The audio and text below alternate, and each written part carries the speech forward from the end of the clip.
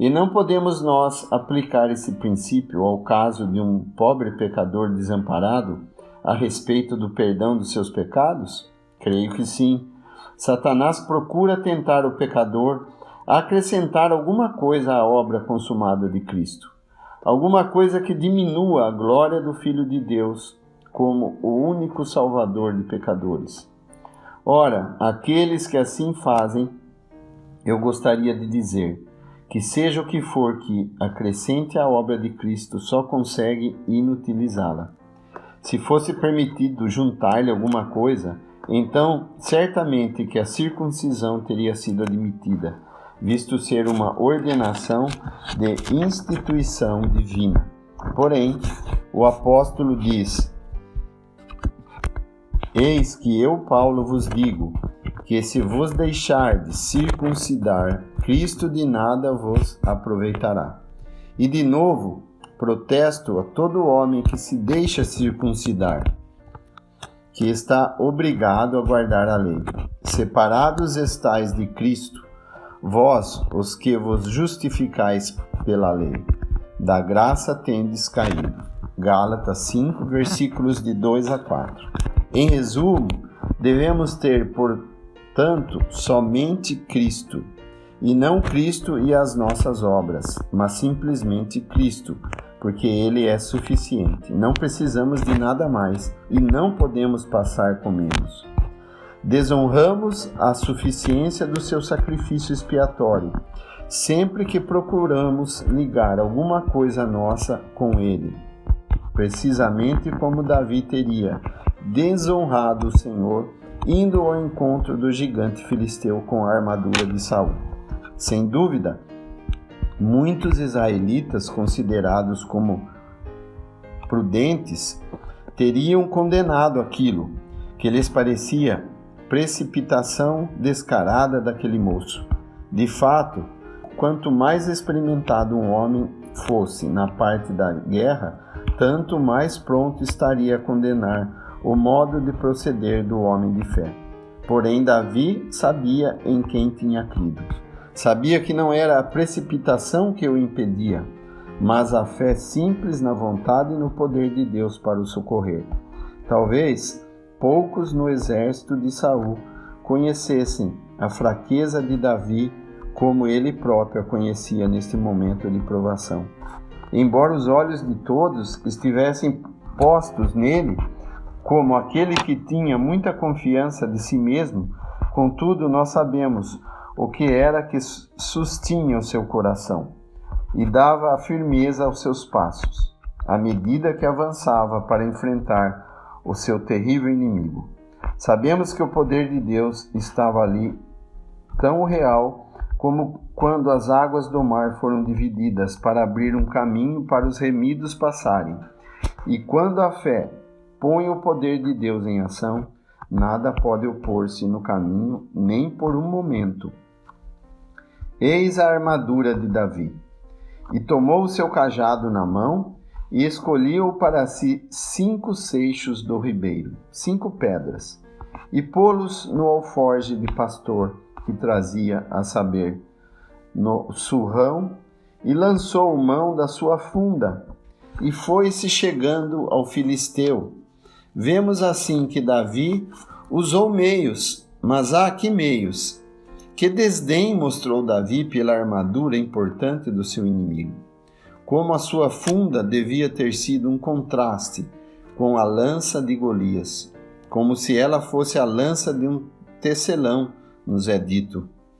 De fato, Davi não podia ter infligido um golpe mais profundo no orgulho do filisteu do que vir contra ele com tais armas.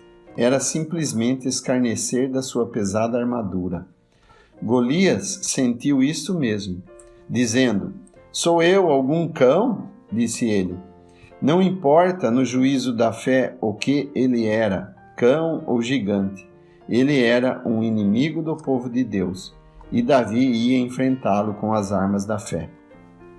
Davi, porém, disse ao filisteu: tu vens a mim com espada e com lança e com escudo, Porém, eu venho a ti em nome do Senhor dos Exércitos, o Deus dos Exércitos de Israel, a quem tens afrontado. Hoje mesmo o Senhor te entregará na minha mão, e toda a terra saberá que há Deus em Israel. E saberá toda a congregação que o Senhor salva, não com espada nem com lança, porque do Senhor é a guerra, e ele vos entregará na nossa mão. Aqui temos o verdadeiro objetivo do homem de fé, a saber, que Israel e toda a terra possam ter uma prova gloriosa do poder e da presença de Deus no meio do seu povo. O que, aliás, nunca teria tido se Davi tivesse usado a armadura de Saul. Não teriam sabido que o Senhor salva, não com uma espada nem com lança, se eles a tivessem usado, e a sua luta teria sido apenas como qualquer outra. Porém, a funda e as pedras não deixaram lugar para dúvidas quanto à origem do poder da vitória. A fé honra sempre a Deus e Deus honra sempre a fé. Davi, como tivemos a ocasião de frisar, pôs-se nas mãos de Deus, e o feliz resultado disso foi a vitória completa e gloriosa.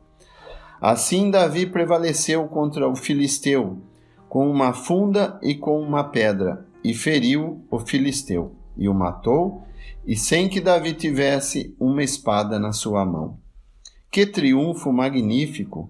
Fruto precioso da fé simples em Deus! Como deve encorajar o coração a afastar de si toda a confiança carnal e apegar-se à verdadeira origem do poder.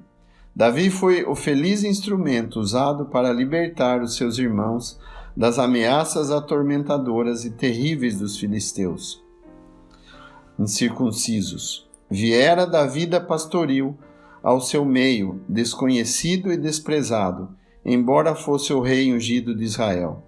Fora com as mãos vazias ao encontro do inimigo da congregação, prostrara-o e exibira-o publicamente.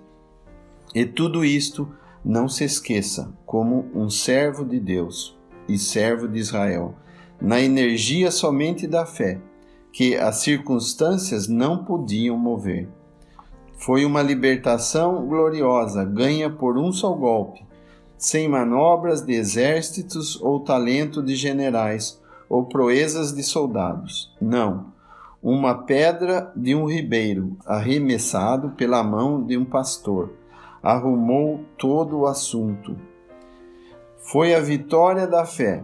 Vendo então os filisteus que o seu campeão era morto, fugiram.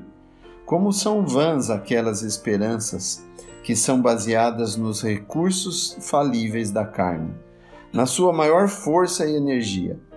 Quem dentre aqueles que viram o gigante e o jovem prestes a entrarem na luta não teria tremido pela morte deste? Quem poderia ter imaginado que toda aquela armadura nada seria para uma funda e uma pedra? E todavia, vede o fim, o campeão dos filisteus caiu e com ele caíram todas as esperanças que acarinhava. Então os homens de Israel e de Judá se levantaram e jubilaram, e seguiram os filisteus. Bem podiam eles jubilar, porque Deus ia diante deles, para os libertar do poder dos seus inimigos.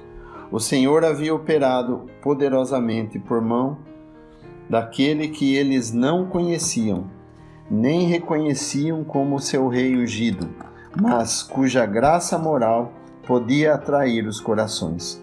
Porém, dentre os muitos milhares dos que viram a vitória, lemos de um cuja alma foi atraída em ardente afeição pelo vencedor. Os mais irrefletidos devem ter sido despertados com admiração pela vitória, e sem dúvida a vitória atingiu os indivíduos de modo diferentes.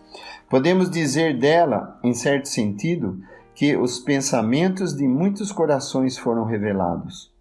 Alguns tinham inveja, outros revelaram admiração, uns descansavam na vitória, outros confiavam ainda no instrumento da vitória, e havia aqueles cujos corações foram atraídos para o Deus dos exércitos de Israel, que mais uma vez viera ao meio deles, com uma espada desembainhada na sua mão. Todavia, houve um coração dedicado que foi poderosamente atraído pela pessoa do vencedor, e este foi Jonatas. Abre aspas, e sucedeu que, acabando ele de falar com Saul, a alma de Jonatas se ligou com a alma de Davi, e Jonatas o amou como a sua própria alma. Fecha aspas, 1 Samuel 18:1. Sem dúvida, Jonatas participou inteiramente da alegria de todos com o triunfo de Davi. Contudo, não foi apenas o triunfo, mas a pessoa do vencedor que atraiu as afeições profundas da alma de Jonatas. Saul podia egoisticamente procurar reter Davi consigo, não porque sentisse amor por ele, mas simplesmente para se exaltar a si próprio. Não aconteceu assim com Jonatas. Ele amava realmente a Davi e não era sem razão. Davi havia preenchido uma lacuna no seu coração e tirado um fardo do seu espírito. Fora sentida uma grande falta. O desafio do gigante tinha, à medida que era repetido diariamente, revelado a pobreza de Israel. Os olhos podiam percorrer de alto a baixo as fileiras em busca de alguém que fosse capaz de enfrentar a necessidade urgente, mas não havia ninguém. Ouvindo as palavras do gigante, todos os homens de Israel, vendo aquele homem, fugiram de diante dele e temiam-o grandemente. Todos fugiram quando ouviram as suas palavras e viam a sua estatura. Era terrível. Portanto, o vazio deixado nos corações nessa ocasião grave, e quando um ente querido aparecia para encher esse vazio, é de admirar que a alma de Jonatas fosse atraída por autêntica afeição por ele. E não se esqueça que foi o próprio Davi e não o seu feito quem atraiu o coração de Jonatas. Jonatas admirava a sua vitória muito, mas admirava ainda mais a sua pessoa. Não se tratava aqui meramente do que fora feito, mas daquele que o fizera. É bom notarmos isto, bom traçarmos a sua notável aplicação ao verdadeiro Davi, que temos o direito de fazer tal aplicação, não será posto em dúvida. Toda a cena, desde o princípio ao fim, é notável demais para admitir uma dúvida. Em Golias, vemos o poder do inimigo mediante o qual ele retinha a alma em escravidão cruel. Não havia meio algum de libertação deste poder ao alcance humano. O desafio podia ser repetido, dia a dia, ano após ano, mas em vão, de século para século. O veredito solene podia ser ouvido pelas miríades da posteridade decaída de Adão. Aos homens, diz a palavra, está ordenado morrerem uma vez, vindo depois disto o juízo. Hebreus 9, versículo 27. E a única resposta que o homem podia dar era a resposta de Israel no Vale do Carvalho, profundo desmaio. Com medo da morte estavam por toda a vida sujeitos à servidão. Hebreus 2, versículo 15. Esta era a resposta do homem. A necessidade era sentida pelo vazio penoso. O coração humano suspirava por alguma coisa, mas em vão. As exigências da justiça não podiam ser satisfeitas. A morte e o juízo ameaçavam à distância e o homem apenas podia tremer com essas perspectivas. Porém, bendito seja o Deus de toda a graça. Manifestou-se um libertador poderoso para salvar o Filho de Deus, o verdadeiro Davi, o rei ungido de Israel e de toda a terra. Ele supriu a necessidade, preencheu o vazio e satisfez os anseios do coração. Mas como? Onde? Quando? Por meio da sua morte no Calvário. Nessa obra terrível, em que toda a criação foi obrigada a sentir a realidade solene do que estava sendo cumprido. Sim, prezado leitor, a cruz foi o campo onde se travou a batalha e a vitória foi ganha. Foi ali que ao homem valente foi tirada a sua armadura e a sua casa foi saqueada. Mateus 12, versículo 29. As exigências da justiça foram inteiramente satisfeitas e a cédula das ordenações que nos era contrária foi pregada na cruz. Ali também a maldição da desobediência à lei foi para sempre suprida pelo sangue do Cordeiro, e os brados da consciência culpada foram aquietados. O precioso sangue de Cristo, como de um cordeiro imaculado e incontaminado, nos diz 1 Pedro 1, versículo 18, liquidou tudo pela alma do crente. O pobre pecador pode contemplar o conflito e os seus resultados gloriosos. Pode contemplar todo o poder do inimigo dominado pelo golpe do seu glorioso libertador e sentir o fardo esmagador desaparecer pelo mesmo golpe do seu espírito em luta.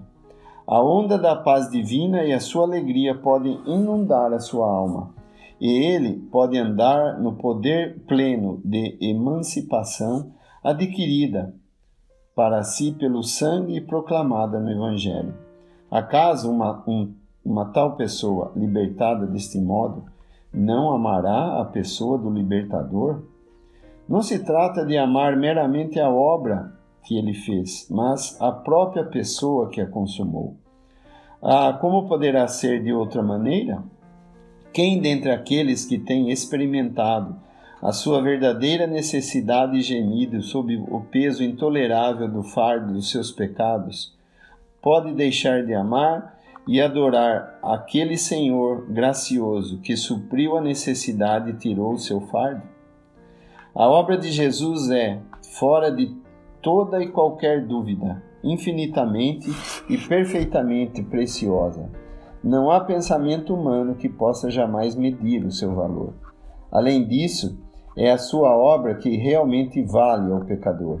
A obra de Cristo introduz a alma numa posição na qual ela pode contemplar a sua pessoa. Em suma, a obra do Salvador é para o pecador, a pessoa do Salvador é para o santo, o que ele fez é para aquele, o que ele é para este. Contudo, pode haver muita exatidão em proclamar a obra de Cristo pelo pecador.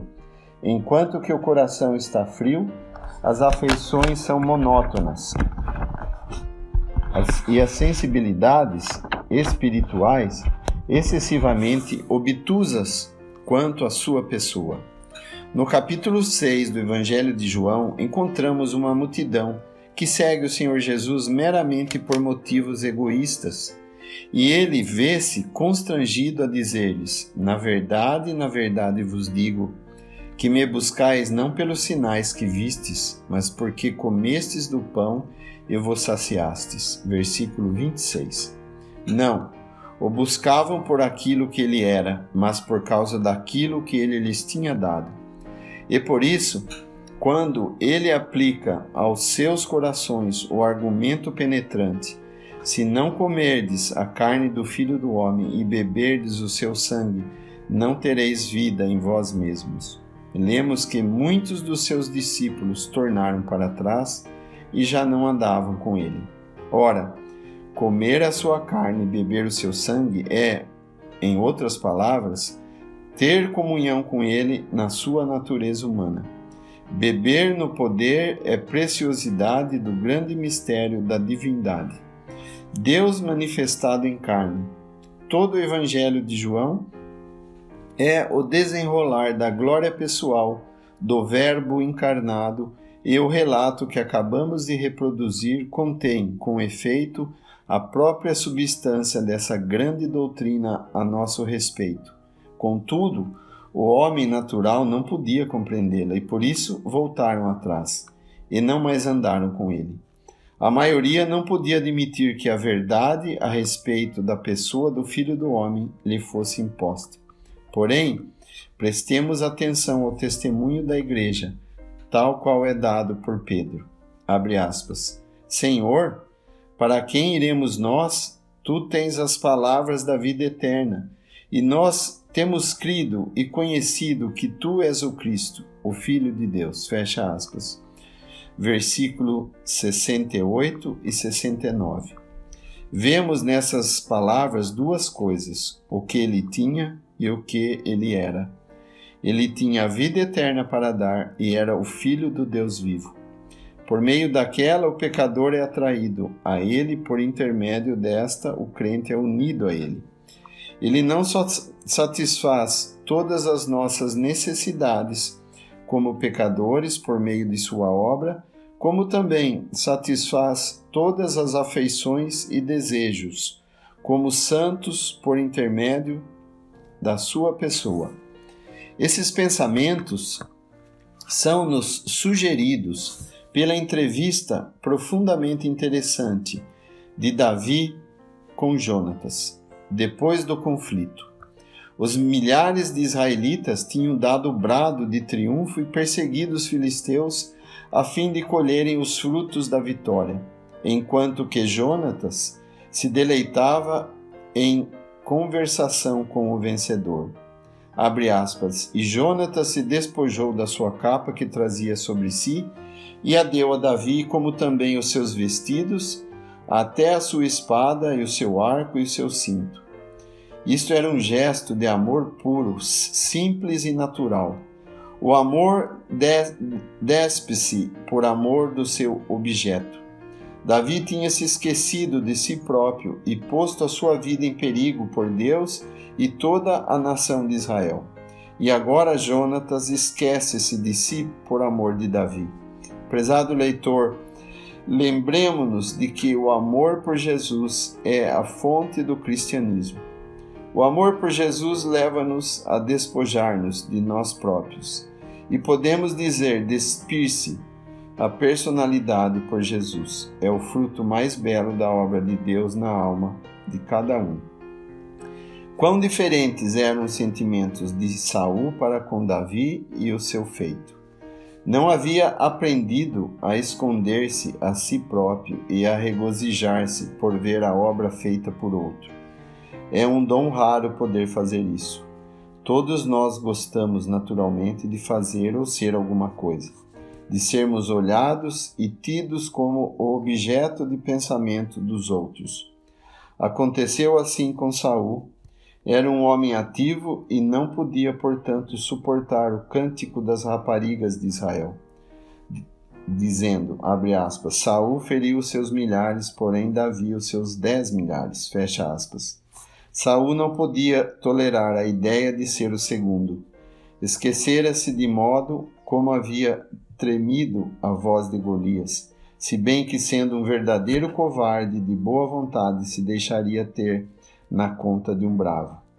Abre aspas. E desde aquele dia em diante, Saul tinha Davi em suspeita. Fecha aspas.